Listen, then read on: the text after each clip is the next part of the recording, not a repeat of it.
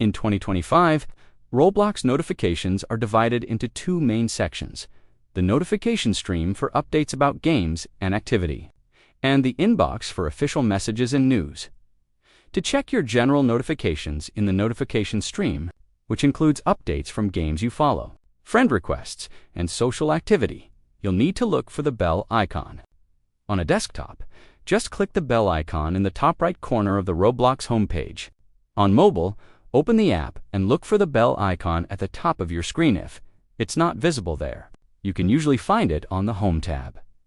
For official messages, news, and group announcements, you'll want to check your inbox. On a desktop, click the three lines hamburger menu in the top left corner of the page and select Messages. On mobile, tap the three dots More icon in the bottom right corner. Then select Messages to open your inbox, Sent Messages, and News tabs.